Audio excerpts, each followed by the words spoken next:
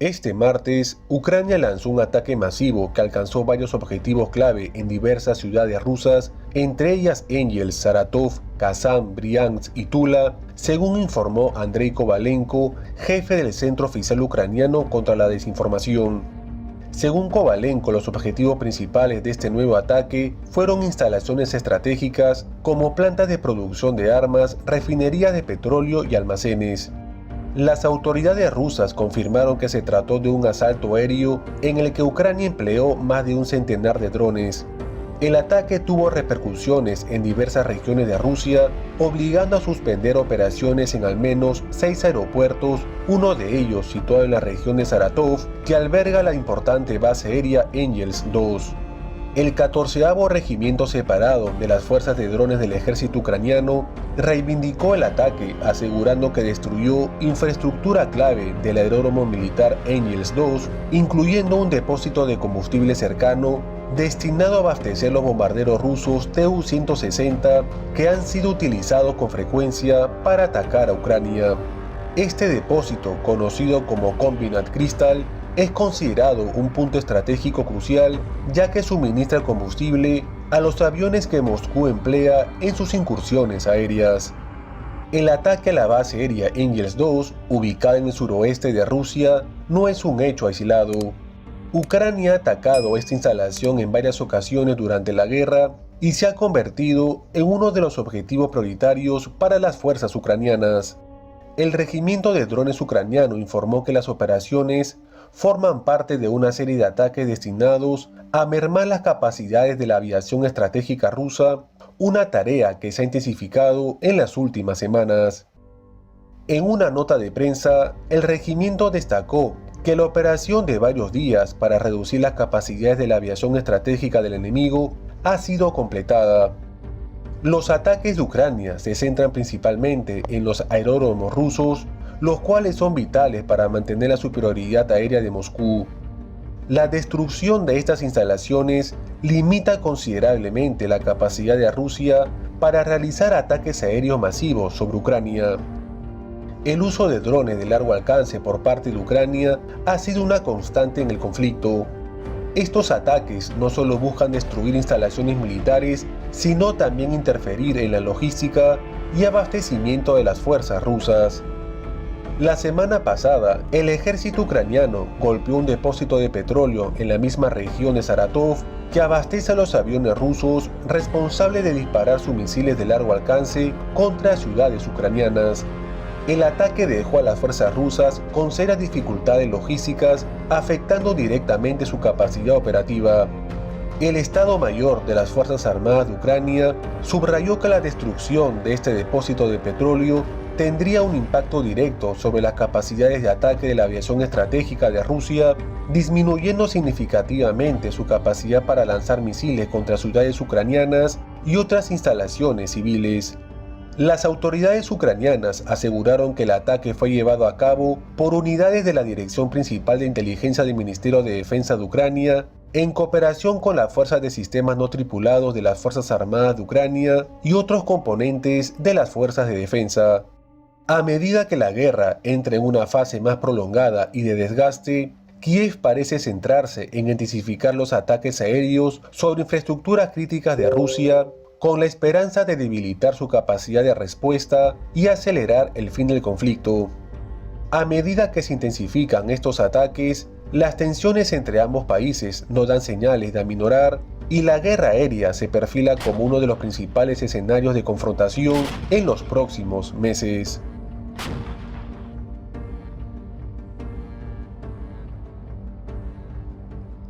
Se informa que la OTAN desplegará buques, aviones de combate y drones en el Mar Báltico en respuesta a los cables submarinos dañados por presuntos sabotajes rusos, anunció este martes el secretario general de la Alianza Atlántica Mark Rutte. No voy a entrar en detalles sobre el número exacto de buques, porque se puede variar de una semana a otra y no queremos que el enemigo sepa más de lo que ya sabe, declaró Rutte en rueda de prensa. Lo importante es utilizar los medios militares adecuados en los lugares adecuados y en el momento adecuado para disuadir de futuros actos desestabilizadores, añadió, refiriéndose directamente a Rusia. Varios cables submarinos de telecomunicaciones y eléctricos han sufrido daños en el mar Báltico en los últimos meses. Estos actos se inscriben en lo que expertos y políticos describen como una guerra híbrida entre Rusia y los países occidentales. Los dirigentes de los países de la OTAN ribereños del mar Báltico se reunieron el día martes en Finlandia para ver cómo aumentar la seguridad en la zona. Además de Rutte, asistieron a la reunión de Helsinki, copresidida por Finlandia y Estonia, los dirigentes de Dinamarca, Alemania, Letonia, Lituania, Polonia, Suecia y la vicepresidenta ejecutiva de la Comisión Europea, Henna Virkkunen. El presidente de Finlandia, Alexander Stubb, hizo énfasis en la necesidad de diversificar las fuentes de energía y los medios de comunicación. No podemos evitar todos los actos de sabotaje ruso, dijo. Más del 95% del tráfico de Internet se transporta por cables submarinos y 1.3 millones de kilómetros de cable garantizan cada día transacciones financieras por un valor estimado de $10.000 millones, declaró Rutte. El cable eléctrico submarino EstLink 2 entre Finlandia y Estonia, así como otros 4 cables de telecomunicaciones, fueron dañados el 25 de diciembre, unas semanas después de 2 cables de telecomunicaciones en aguas suecas sufrieran daños. La policía finlandesa sospecha que el petrolero Eagle S, que navega bajo pabellón de Islas 1, es sospechoso del sabotaje de estos cables. El navío fue llevado a Porvoo, al este de Helsinki, y se prohibió a su tripulación abandonar el país.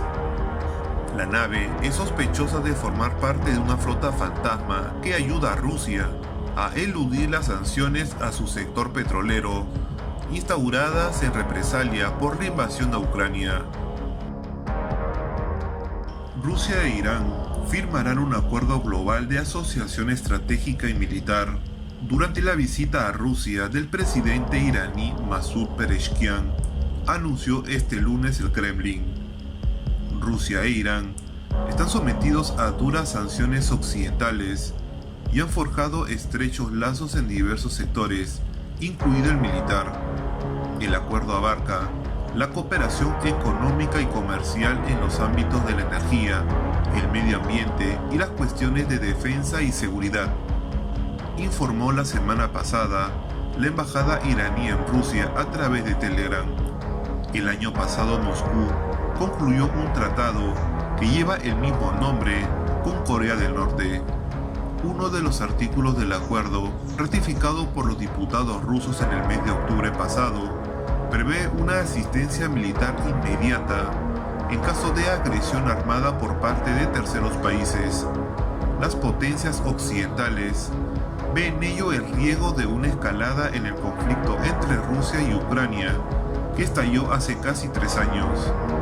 Kiev y varias potencias occidentales acusan a Corea del Norte de enviar soldados a luchar con el ejército ruso contra las fuerzas ucranianas. Moscú y Pyongyang no lo han confirmado ni desmentido.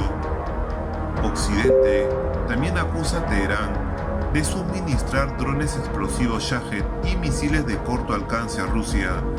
Irán rechaza estas acusaciones. Pezeshkian y Putin se reunieron por última vez en octubre del año pasado durante la cumbre de los BRICS, celebrada en Kazán, en el suroeste de Rusia.